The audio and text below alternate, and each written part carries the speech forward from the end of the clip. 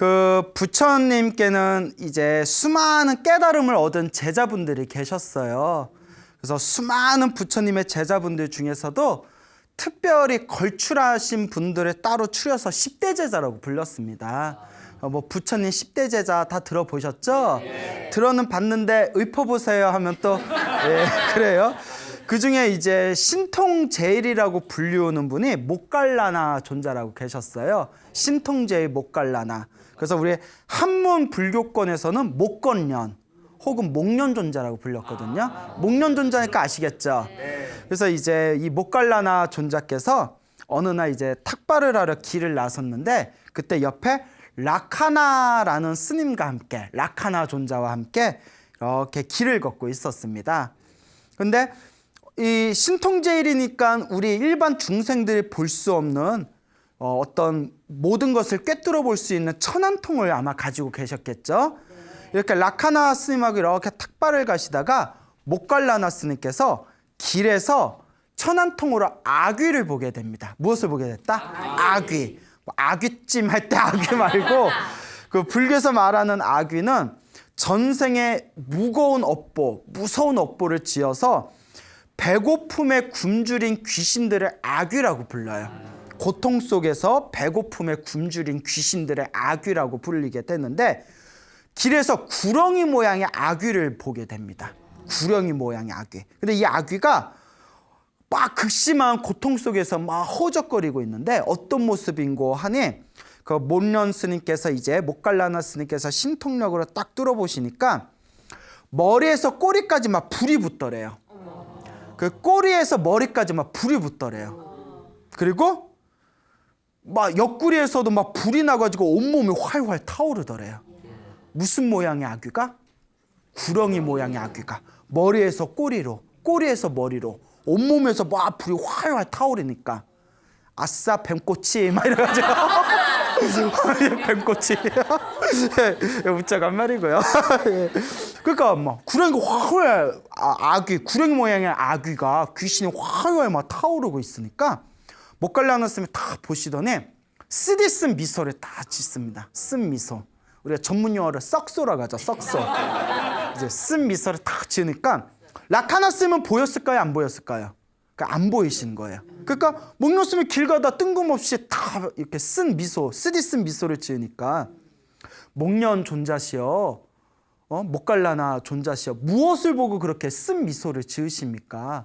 무엇을 보고 그렇게 미소를 지으신 겁니까? 하니까 이 모갈라나 스님께서 이거는 제가 지금 할 말이 아닙니다. 조금 이따 부처님께 가면 부처님 앞에서 다시 질문하시기 바랍니다. 라고 이제 한 뒤에 이제 탁발을 마치고 모갈라나 스님과 라카나 스님이 이제 부처님께 인사드리려고 부처님 앞에 당도하게 됩니다. 부처님께 이렇게 이제 삼배를 올리고 이렇게 안부를 여쭙는데 라카나 스님이 이제 다시 질문을 딱 던집니다. 아까 모갈라나 스님이 길을 가다가 허공을 보고 혼자 싹 이렇게 미소를 지으셨는데 그 이유가 무엇이었습니까? 하고 하니까 이제 목련 스님이 이제 자초지종을 설명합니다. 머리에서 꼬리로, 꼬리에서 머리로 온몸에서 활활 불타오르는 아귀를 보게 되었는데 한 번도 여태껏 본 적이 없던 존재였는지라 제가 그렇게 미소를 지었던 겁니다. 그러니까 사람들이 다들 어안이 번벙한 거예요. 그러니까 이게 누구니까 볼 수 있었던 거다? 신통제일 모갈라나 스님이니까 볼 수가 있었던 거예요. 그래서 이렇게 이제 신통제일 모갈라나 스님이 딱 꿰뚫어 보시고 그 얘기를 하니까 다른 스님들의 어안이 번벙하니까 부처님께서 다음과 같이 얘기하십니다. 이 모갈라나 스님은 다른 사람들이 볼 수 없는 걸 꿰뚫어 보는 천안통이 있으신 분이다. 모갈라나 스님의 지금 이 말은, 이 이야기는 절대 거짓이 아니다. 실은 나도 오래전에 보았다. 보았지만 내가 이 이야기를 꺼내면 사람들이 의심하고 믿지 않고 부처님의 말씀을 비방해서 큰 업보를 지을까 봐 나도 보았지만 일부러 말을 안 했을 뿐이다. 모갈라나 스님이 본 것은 사실이다 라고 부처님이 증명을 하십니다. 그러니까 이제 제자들이 다들 이제 궁금하잖아요.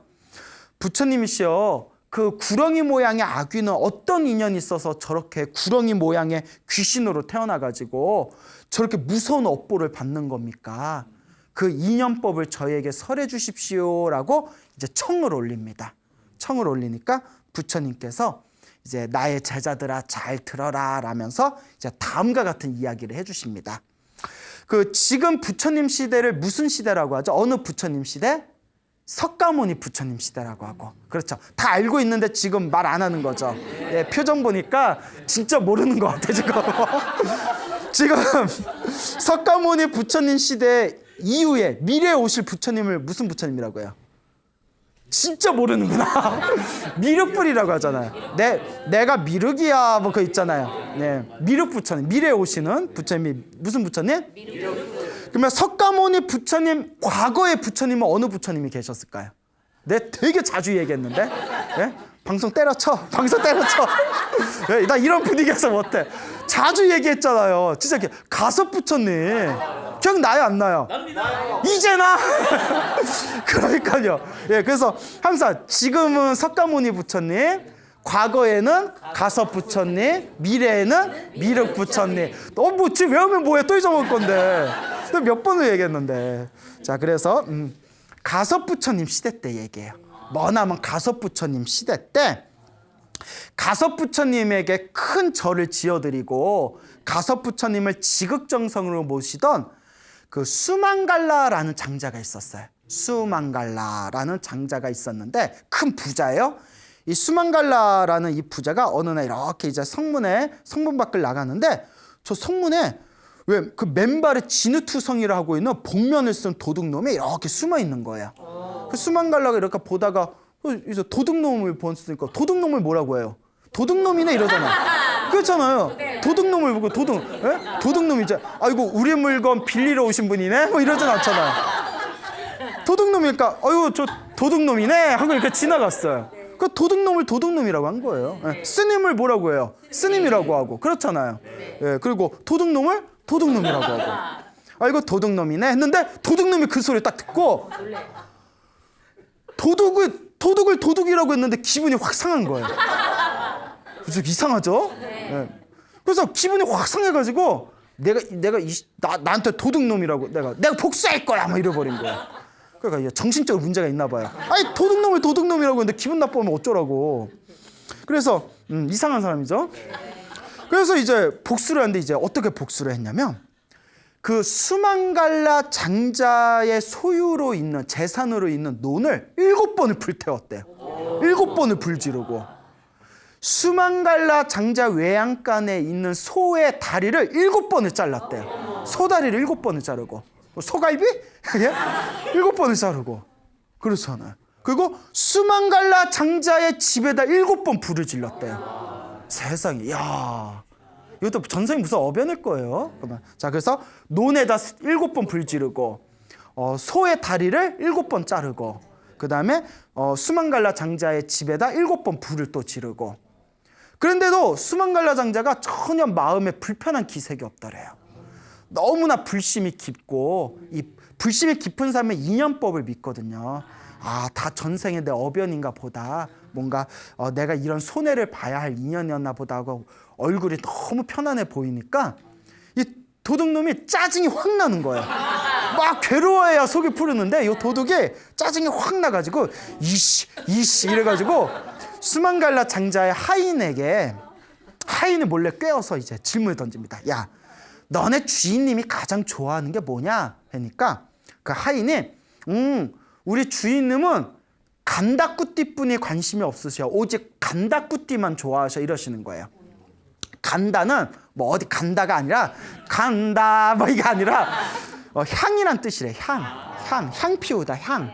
그리고 꾸띠는 집이란 뜻이 있어요. 꾸띠, 방치. 간다꾸띠 하면 향 냄새가 나는 향나무로 만든 아주 훌륭한 그런 방을 뜻하는 거예요. 그래서 부처님이 사용하시던 방을 간다꾸띠라고 불렀대요. 부처님이 사용하시는 아주 그런 아름다운 향이 은은하게 나는 그런 좋은 방을 간다꾸띠. 그러니까 부처님이 쓰시는 방, 부처님이 계시는 처소를 뭐라고 부른다? 간다꾸띠라고. 그러니까 그래? 그러니까 이 수만갈라 장자가 너무나 불심이 깊으니까 오로지 부처님이 계신 곳만, 부처님의 간다구띠, 부처님이 계시는 처소를 가장 애지중지하는 거야. 내가 거길 불태워버려야겠다. 그 부처님과 스님들이 탁발을 나간 사이에 부처님의 간다구띠, 부처님 그 절에다가 불을 지른 거예요. 이게 엄청나게 무서운 업보입니다, 여러분. 가끔 예전에 절에서도 타 종교인들이 막 방화 사태 같은 거 있었거든요. 방화? 부처님의 도량을 훼손하는 거는 어마어마하게 무서운 업보예요. 엄청나게 무서운 업보입니다. 그러니까 이 도둑이 부처님의 간다구띠에다 이제 불을 질러버린 거예요. 그 부처님이 이렇게 오셨는데, 부처님 오셨는데 막 불이만 나잖아요. 그 부처님이 불이네? 뭐 이렇게. 그 막 불이 나니까, 불이 나서 이제 홀라당 다 탔어요. 화 다 탔어. 그걸 보고 수만갈라 장자가 어마어마한 돈을 들여서 만든 절이었는데, 부처님을 모시고 스님들 수행 열심히 하라고 만든 절이었는데 홀라당 탔잖아요. 그 자리에서 덩실덩실 춤을 추더래요. 뭘 미쳐. 예. 내가 미쳐 진짜. 예? 끝까지 들어봐요. 덩실덩실 춤을 추더래요. 그 사람들이 금방 저분처럼 미쳤냐 왜 그러냐 했더니 미쳤어 왜 그래? 예? 너무 기뻐서 그렇다고. 그러니까 이게 여러분들과 수만갈라 장자의 차이예요. 수만갈라 장자 뭐냐? 내가 큰 복과 선업을 짓고 싶어서 이렇게 절을 지어드렸는데 절이 타서 사라졌으니 내가 또 지어서 복을 지을 수 있지 않냐. 이보다 어떻게 더 기쁘지 않을 수 있겠냐. 야, 얼마나 대단해요. 반성 좀 하세요. 예, 웃자간 말이고요. 예, 그러니까 이런 마음 나오기 쉽지 않잖아요. 내가 큰 공덕을 쌓고 싶어서 절을 지어드렸는데 절이 불탔으니 내가 공덕을 지을 기회가 또 생기지 않았냐. 내가 이러니 기뻐서 내가 춤을 추지 않을 수가 있겠냐 하면서 덩실덩실 춤을 추더랍니다. 정말 대단하죠. 옆에서 도둑놈이 이걸 보고 야, 강적이다, 강적이야. 도둑이 못된 마음을 품습니다. 확 죽여버려야겠다. 어떤 짓을 해도 저 사람의 마음을 무너뜨릴 수 없으니 내가 죽여버려야겠다. 그러니까 내가 보기에는 수만갈라 장자도 전생에 엄청나게 그 사람하고 빚이 있었던 것 같아요. 정말 걸려도 정말 제대로 진상한테 걸린 거예요. 우리 진상한테 걸렸다 그러잖아요. 정말 진상 중에 쌍진상이죠 진짜. 그러니까 내가 죽여버려야겠다. 그래서 일주일 동안 칼을 품에 품고 일주일 동안 수만갈라 장자의 숨통을 끊기 위해서 노렸답니다. 근데 일주일 동안 수만갈라 장자가 그 갈 곳이 없는 부처님과 스님들을 모시고 일주일 동안 항상 공양을 올렸대요. 예, 이제 항상 이제 공양을 일주일 동안 올리니까 항상 스님들 사이에 이렇게 항상 함께 있으니까 죽일 틈을 노리지 못했답니다. 그렇게 일주일이 다 지난 뒤에 이 수만갈라 장자가 일주일이 지난데 부처님한테 다 공양을 올리면서 부처님께 절 3배를 올립니다. 절을 3번 다 한 뒤에 거룩하신 세존이시여, 요 근래 들어서 저희 집에 불상사가 많았습니다. 누가 저의 논에 7번 불을 질렀고 저희 외양간에 있는 소의 다리를 7번을 잘랐고 저희 집에다도 7번을 불을 질렀습니다. 아마 부처님이 계신 간다구띠에다 불을 지른 사람도 이 사람인 것 같습니다. 근데 저는 도대체 왜 이런 일이 일어났는지 모르겠습니다. 근데 부처님, 자 이게 중요한 겁니다. 그런데 부처님, 그 사람이 너무 불쌍합니다. 부처님, 제가 지금 부처님께 부처님과 스님들께 7일 동안 한결같이 정성스럽게 제가 공양을 올렸습니다. 제가 일주일 동안 부처님과 스님들께 정성스럽게 공양 올린 이 공덕을 불을 지른 그 사람에게 모두 넘기고 싶습니다. 이 말을 듣는 순간 옆에 있는 도둑놈이 손을 파르르 떨면서 야, 세상에 저런 사람이 있다니. 내가 정말 못된 놈이었구나. 내가 정말 나쁜 놈이었구나. 저 사람이 저렇게 훌륭한 사람인 줄도 모르고 나 혼자 앙심 속에서 저 사람을 저렇게 내가 해를 끼치려고 했구나. 그 자리에서 도둑이 장자님 하고 이제 뛰쳐나온 거예요. 이제 장자가 아싸 걸렸다. 너 일로 와. 너 일로 와. 너 죽었어. 너 일로 와. 예, 이러면 이제 감동이 파괴되는 거고요. 장자가 무슨 일입니까? 그리고 도둑이 그 자리에서 큰 절을 올리면서 하나하나 자기 자초지종을 얘기합니다. 그럼 그런 일이 있었습니까? 다 내가 말실수한 내 업입니다. 내가 당신의 마음에 상처를 줘서 이런 일이 생긴 거 아닙니까? 나는 모든 걸 다 용서했으니까 이제 다 마음 내려놓고 어서 이제 앞으로는 착하게 잘 사십시오라고 이렇게 돌려보냈다고 합니다. 그래서 부처님께서 하신 말씀이 비록 그러했다 하더라도 그 도둑이 지은 업보가 너무 크다는 거예요. 그렇잖아요. 너무나 그 지은 업보가 너무나 컸기 때문에 죽어서는 무간지옥에 떨어졌다는 거예요. 지옥 중에 제일 무서운 지옥이 무간지옥이래요. 무간지옥, 그러니까 이게 어느 부처님 시대 때라고 했죠? 그렇죠. 그새 잊어먹었어? 그새? 가섭 부처님. 가섭 부처님 시대 때 이제 지옥에 떨어지고 나서, 무간지옥에 떨어지고 나서 석가모니 부처님 시대 때 지옥에서 나왔지만 그래도 너무나 그 업보가 무거워서 무엇으로 태어났다? 온몸이 활활 불타오르는 구렁이 모양의 아귀로 태어나서 지금도 귀신으로 태어나서 막 부처님 절에다 불 지르고 했잖아요. 온몸이 활활 불타오르는 고통을 당하고 있다는 거예요. 그래서 부처님께서 하시는 말씀이 제자들아, 사람들은 자기들이 온갖 악행을 저지르면서도 자기들이 악행을 저질렀다는 것을 모르고 있다. 근데 실제로 그래요. 주변에서 정말 못된 짓 하는 사람들 이렇게 보면 자기들이 못된 짓 한다는 걸 잘 몰라요. 그렇죠. 모르니까 하는 거예요. 내가 이거 내가 이런 짓 하면 다른 사람한테 피해 가는데 이거 못된 짓인다며 못해요. 사람이 양심이 있으면. 그리고 우리 주변에 보면 사람한테 막 민폐 끼치는 캐릭터들 있잖아요. 민폐 캐릭터 있죠. 민폐 캐릭터. 민캐라고 하죠. 민캐. 이 민폐 캐릭터들, 주변 사람들 막 힘들게 하는 민폐 캐릭터 보면 자기들이 잘못인 걸 몰라요. 그리고 막 말 함부로 하는 사람들 있잖아요. 막 그냥 말 함부로 하고 옆에 있는 사람들 힘들게 하는 사람들 보면 자기들의 말 함부로 한다는 걸 몰라요. 네, 그래서 부처님께서 몰라요? 부처님께서 하신 말씀이 사람들은 자기들의 악행을 저지르면서도 자기들의 악행을 저지르고 있다는 걸 잘 모른다. 그러나 숲에다 불을 지르면 숲에다 지른 그 불이 결국은 자기 몸을 태우듯이 자기가 지은 그 악업에 의해서 큰 괴로움에 빠지게 될 것이다 라는 법문을 하셨습니다. 이렇게 인과업보가 무서워요. 여러분, 인과업보를 알면 사람이 아주 착하게 살지는 않더라도 나쁜 짓을 잘 못합니다. 인과업보를 믿으면 내가 이렇게 남한테 피해주는 나쁜 짓 하면 언젠가 내가 피해를 볼 텐데 언젠가 내가 이 업보를 받을 텐데라는 믿음이 있으면 이번 생에 나쁜 짓 못해요.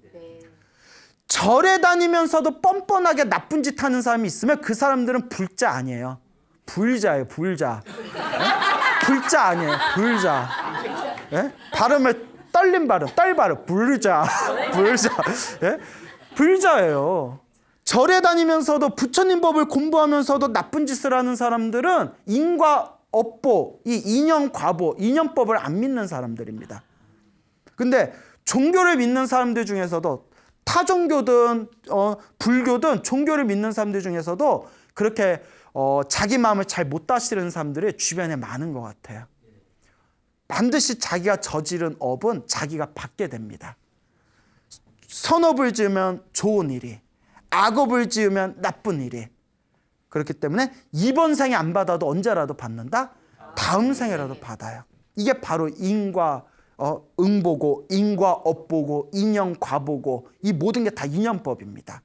그래서 우리 진짜 이 행복을 추구하는, 수행을 하는 불자라면 이 인연법, 이 인과 업보를 철저하게 믿어야 됩니다.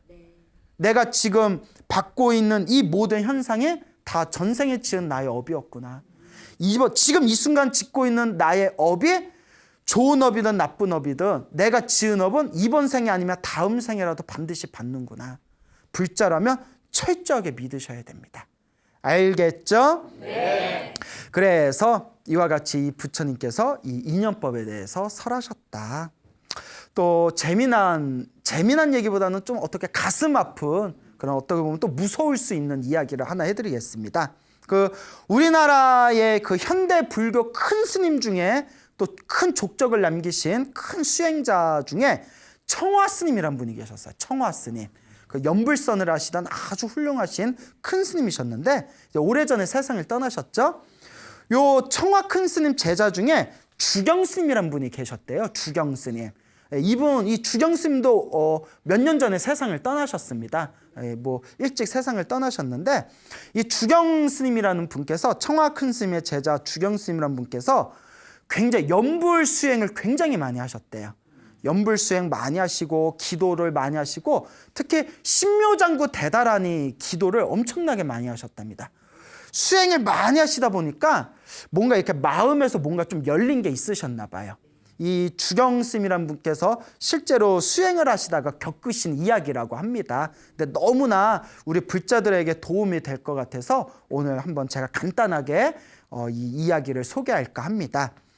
요 주경스님이 그 무안 아시죠? 무안. 네. 예, 그 무안의 어느 사찰에 계실 때 그 법무부 그 교화위원으로 계셨대요. 뭐 종교인들도 이렇게 교화위원 하시고 교도소에서 법회도 하시고 뭐 그렇잖아요. 그래서 법무부 교화위원으로 계실 적에 그 어디 한 마을에 끔찍한 사고가 났답니다.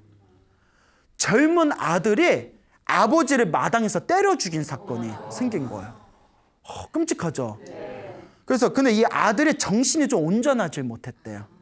정신이 온전하지 못한 젊은 아들이 자기 집 마당에서 아버지를 이제 몽둥이로 때려 죽인 사건이 생겼는데 그 청화 은사이신 청화 큰 스님도 그 얘기를 듣고 야, 그 뭔가 얼마나 충격적인 사건이에요. 뭔가 깊은 사연이 있을 것 같으니까 한번 알아봐라 이렇게 이야기를 하셨나 봅니다. 주경 스님께서 이렇게 그쪽에 가서 이렇게 여기저기 이렇게 이야기를 들어봤더니 아주 그런 놀라운 사건의 어떤 이야기를 들으시게 돼요. 요 아버지가 이제 김씨이셨어요. 아버지가 김씨셨는데 우리 절에서 이제 김처사님이라고 불렸답니다. 아버지가 김처사님이었는데 요 김처사님이 이제 아들을 낳고 어렸을 때부터 아들이 아주 효성도 지극하고 똘망똘망했대요. 그래서 이 김처사님의 아들을 오기야 금이야 이렇게 키웠는데 아이가 쑥쑥 잘 자라다가 멀쩡했던 애가 군대 갔다 와서 25살 때부터 좀 이렇게 정신이 이상해지더래요. 갑자기. 그러니까 요 아버지인 김처사님도 걱정이 되니까 가끔 마을 사람들한테 우리 아들이 좀 이상해진 것 같아. 아들이 좀 이상해 이러더니 자꾸 이렇게 걱정하는 그런 빛을 내비치시더니 전자 아들이 점점 이상해지니까 아예 밖에 못 나게 출입금지를 시켰대요. 아들 상태가 안 좋아졌나 봐요. 그래서 이제 아들 친구들이 찾아오면 그 애가 몸이 안 좋아서 그러니까 그냥 가라 하고 이렇게 돌려보낼 정도였답니다. 그러다가 사단이 난 거래요.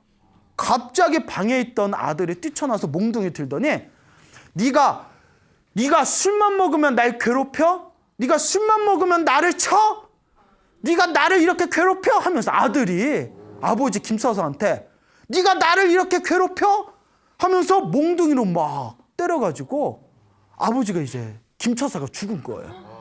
그러니까 아들이 이제 정신 이상으로 이제 경찰서 이제 호송이 됐는데 그리고 그 일을 이렇게 살펴봤는데 너무나 끔찍하죠. 무섭죠?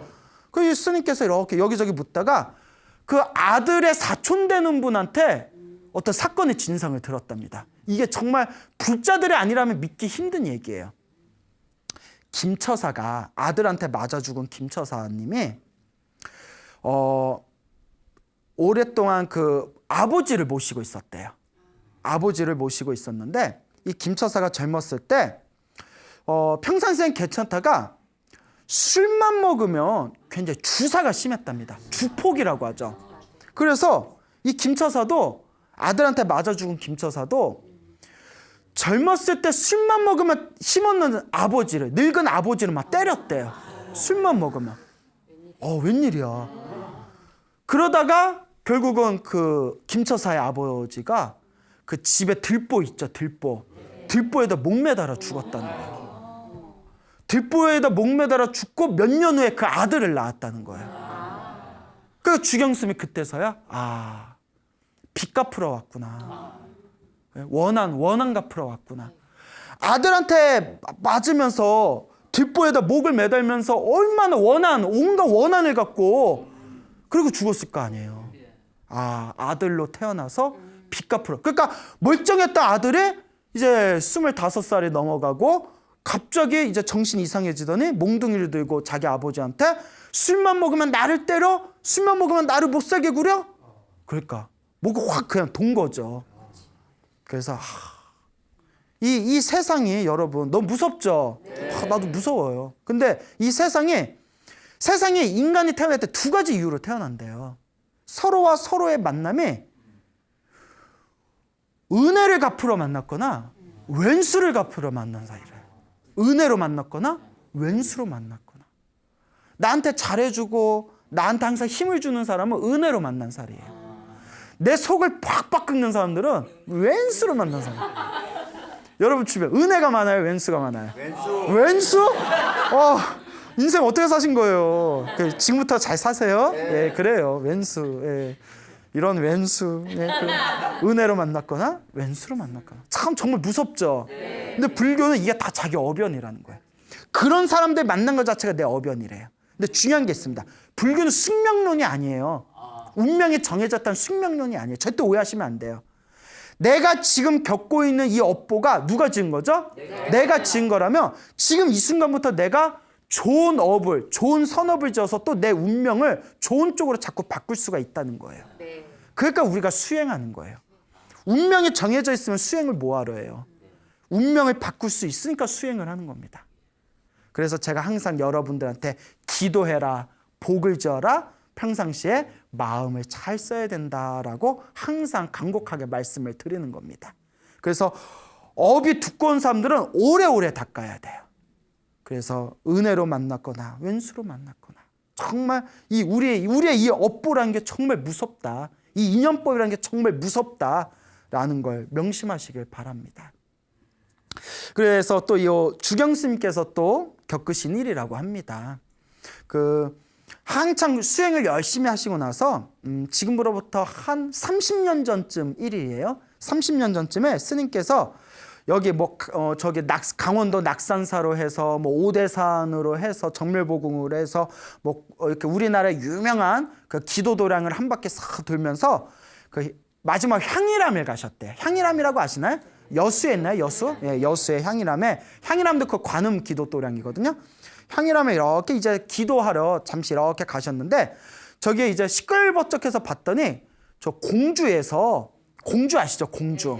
공주에서 성지순례 팀 보살님들이 이렇게 몇 명이 왔더랍니다. 근데 스님이 그 수많은 보살님들 중에서 어느 한 보살님이 있는데 그 보살님만 유독 시커먼 그 바가지 같은 거 있잖아요. 바구니 같은 거. 시커먼 바구니 같은 걸 머리에 쓰고 있는 모습이 보이더래요. 그러니까 스님 눈에만 보인 거죠. 저 보살 뭔가 있다. 그래서 그 보살이 이렇게 지나갈 때 그 보살님한테 보살님 집에 가지 마시고 오늘 그냥 절에 머무르면서 오늘 기도나 좀 하십시오. 이렇게 말씀을 드렸대요. 스님이.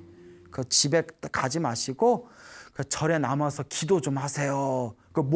머리에 이거 시커먼 걸 쓰고 있으니까. 그 보살님이 이렇게 보니까 왜 꾀죄죄한 스님이 집에 가지 말고 기도하고 있어. 여기서 기도하세요. 이러면 이 스님 뭐지? 막 이럴 거 아니에요. 그래서 뭐야? 이러고 휙 가더래요. 그래서 스님이 이제 저녁에 한 6시쯤에 이제 저녁 6시에 법당 들어가서 이렇게 기도하려고 이렇게 법당에서 폼 잡고 있는데 그 보살이 갑자기 법당에 쑥 들어오더랍니다. 그러니까 그것도 전생 복이에요. 그 말 듣고 그냥 휙 가는 사람이 있는가 하면 저 스님이 뭐 기도하라고 할까? 그냥 기도 좀 하고 갈까? 아니 보살님 왜 왔어요? 했더니 스님이 기도하고 가라면서요. 이러는 거예요. 스님이 기도하고 가라고 했잖아요. 그래 기도 같이 합시다. 그리고 이렇게 스님이 6시 다 계속 목탁을 저녁 6시에서 새벽 1시까지 계속 목탁을 쳤답니다. 스님 힘이 좋아. 얘가 나 2시만 해도 막 목이 아픈데 계속 못하는데 옆에서 보살님이 막 절을 하면서 연부를 따라하는데 자꾸 헛구역질을 하더래. 웩 이렇게 헛구역질 하더래요. 웩 이랬대요. 예? 그래서 웩 그래서 우리가 막 연부를 하면서 웩 이래서 우리가 스웩 막 이러잖아요. 야 너 스웩 아닌 말고요. 예? 그래서 이제 막 연부를 하면서 웩 이러니까 스님이 연부를 하다가 시원하게 뱉으십시오 이랬대요. 시원하게 뱉으라고. 웩 해서 뭐가 핏덩어리 같은 게 툭 튀어나오더래요. 근데 그 이제 스님 눈에 딱만 보이더래요. 핏덩어리 같은 걸 몇 번을 꾸역꾸역 이렇게 뱉어내더래요. 그러니까 이제 막 뱉고 나니까 그렇게 이제 새벽 기도를 다 끝내고 나서 보살님 얼굴에 편안해 보이더랍니다.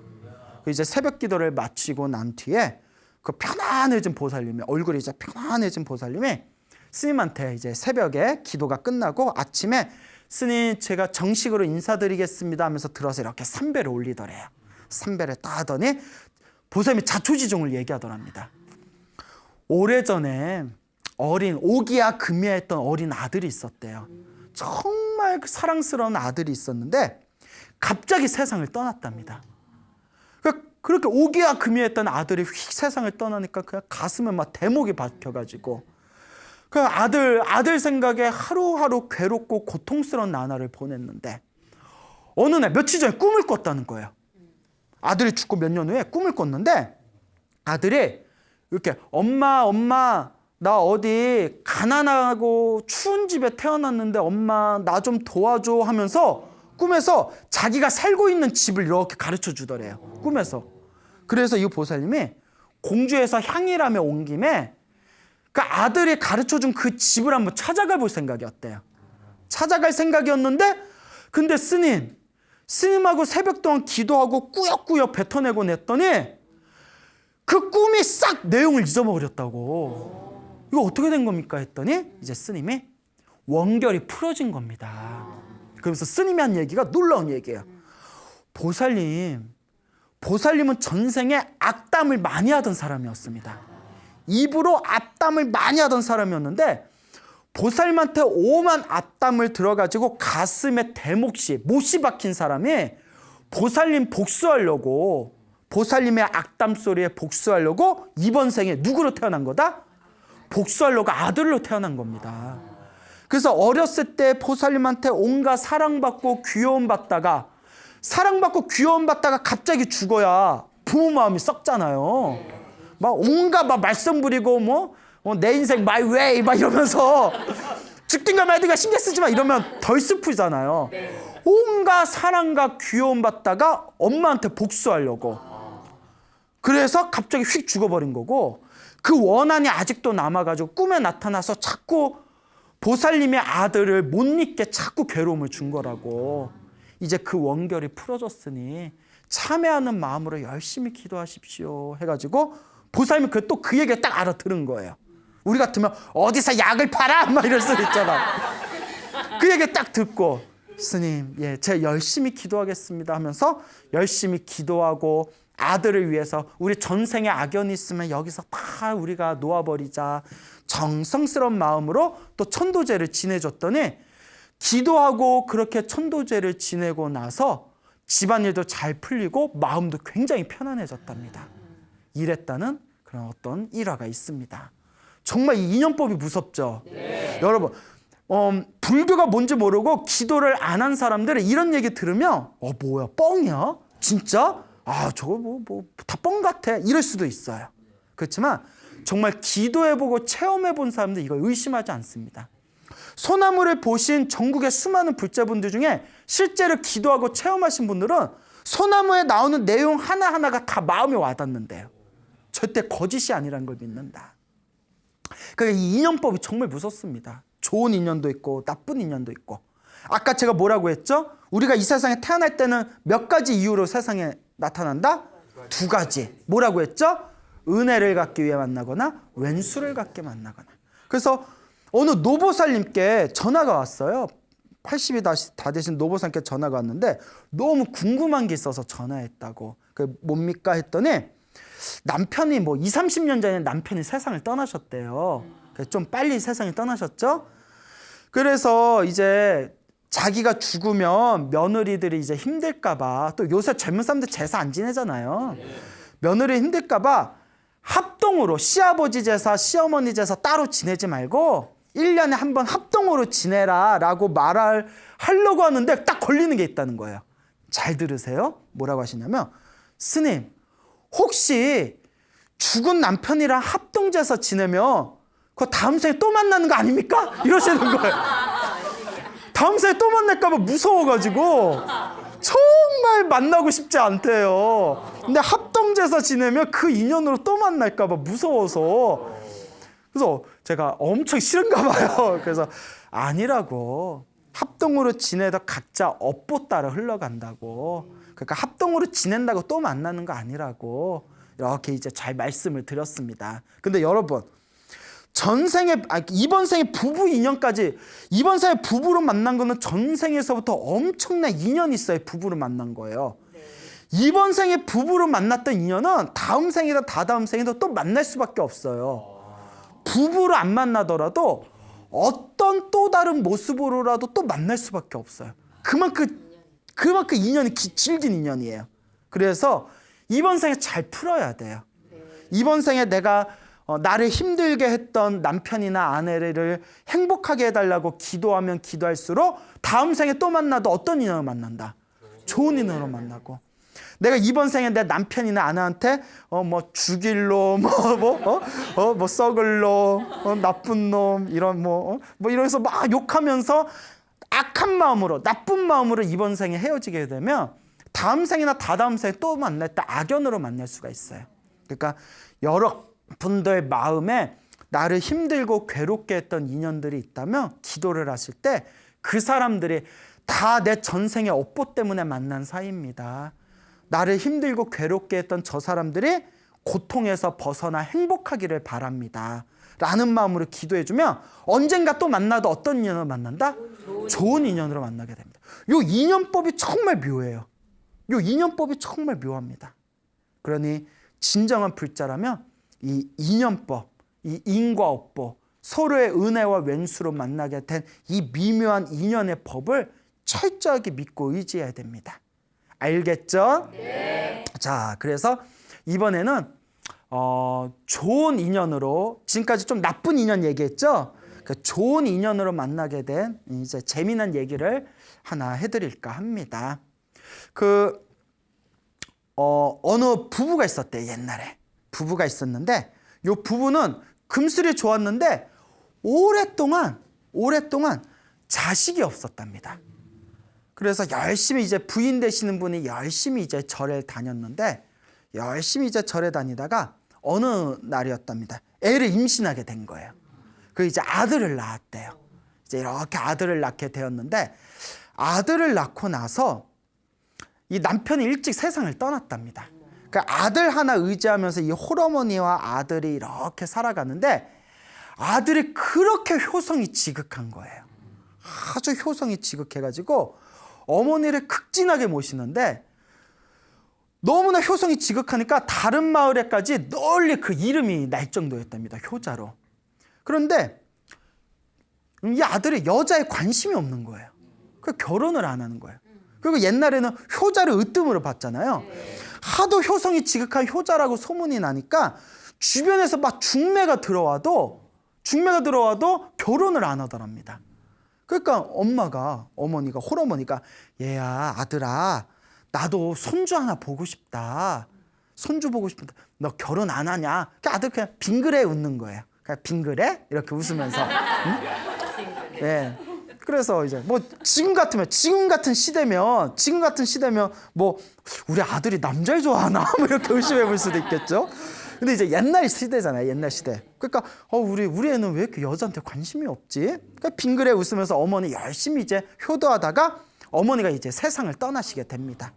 그 어머니 장례식을 잘 치르고 난 뒤에 머리를 깎고 출가를 합니다. 머리를 깎고 이제 출가를 해서 이제 스님이 되었는데, 이제 이 효자 스님이 어찌나 머리가 좋은지 큰 스님들이 한 마디를 가르쳐 주면 두 마디를 깨치는 거예요. 그렇게 이제 이 효자 스님이 열심히 공부를 해가지고 나중에는 수많은 제자들을 거느린 큰 스님이 되셨답니다. 이렇게 이제 큰 스님이 되셨어요. 큰 스님이 되셔가지고 어느 이제 어머니가 돌아가시고 자기가 출가해서 30년이 지났을 때 이제 제자들을 모아놓고 돌아가신 지 30년이 된 어머니를 위해서 아주 지극정성으로 큰 천도제를 올려드렸답니다. 그렇게 큰 어머니와 일체 인연 있는 영가들을 위해서 큰 천도제를 올린 뒤에 이제 제자들한테 다음과 같은 법문을 하십니다. 제자들이여, 내 얘기를 잘 들어보거라 하면서 자, 어떤 이야기를 하시느냐. 예전에 어느 절에 개 한 마리가 살고 있었다. 큰 절을 지키는 개 한 마리가 살고 있었는데 그 절을 지키면서 스님들의 아주 스님들을 그냥 잘 따르면서 그 절을 지키던 개한테 항상 그 절의 큰 스님이 먹을 걸 갖다 줬대요. 먹을 걸 이렇게 주면서 강아지야, 강아지야, 이 밥 먹고 다음 생에 사람으로 태어나서 부처님 은혜 갚아라. 개야, 개야, 이 밥 먹고 다음 생에 무엇으로 태어나서 사람으로 태어나서 부처님 은혜 갚아라 라고 항상 밥을 주셨대요. 이렇게 연부를 해주면서. 그 개가 뭐 알아요, 몰라요?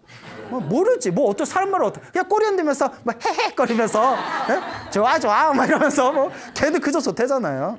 개가 은근히 매력 있어요. 예. 그러니까 막 꼬리 흔들면서 막 그냥 막 알겠다고 막 꼬리 흔들고.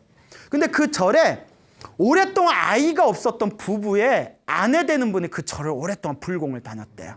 그 불공을 다니면서 항상 불공 드리고 떡이나 뭐 빈대떡이나 뭐 음식이 있으면 그걸 이렇게 몰래 싸가지고 개한테 그걸 항상 이렇게 줬대요. 그래서 그 개가 그 절에 불공 오는 그 아줌마를 그렇게 좋아하고 따랐다고 합니다. 근데 개들이 수명이 사람보다는 길지 않잖아요. 개가 이제 수명이 다한 거예요. 개가 이제 수명이 다할 때 딱 숨이 끊겼을 때 자기가 개였을 때 항상 자기를 귀여워해 주던 애가 없는 그 아줌마의 아들로 쏙 들어가게 됩니다. 그리고 이제 아들로 태어나서 자기를 사랑해주고 항상 먹을 것 준 그 아줌마를 그때 인연으로 지극정성으로 효도하면서 모시고 살았다는 거예요. 자, 이제 눈치채셨죠? 그 개가 누구였을까요? 그 효자 스님이었고 그리고 자기한테 먹을 거 주시던 그 아줌마가 누구였을까요? 엄마였던 거예요.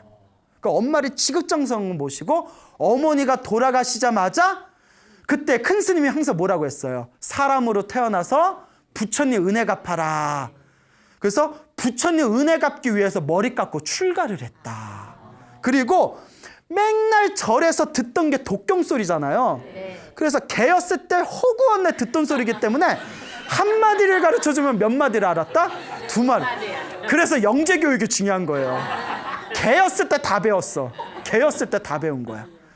그래서 내가 전생에 또 항상 절을 잘 지키고 스님들을 잘 따랐던 공덕으로 이번 생에 큰 스님 소리를 들을 수 있었던 것이다. 제자들아, 이 모든 것이 다 인연법이다. 그러니 부디 악업을 짓지 말고 항상 선업을 쌓아라라는 법문을 하셨다고 합니다. 여러분, 좋은 일도 나쁜 일도 다 누가 지은 어변이다? 내가 지은 어변이라는 것을 명확하게 가슴속에 각인하시길 바랍니다. 알겠죠? 네. 여러분, 행복해지고 싶습니까? 네. 행복한 삶을 창조하고 싶습니까? 네. 복을 지으십시오. 선업을 지으십시오. 공덕을 쌓으십시오. 복과 선업과 공덕의 힘이 여러분들을 진정한 행복의 길로 이끌어 줄 것입니다. 여기서 마치겠습니다. 소중한 나 무한 행복.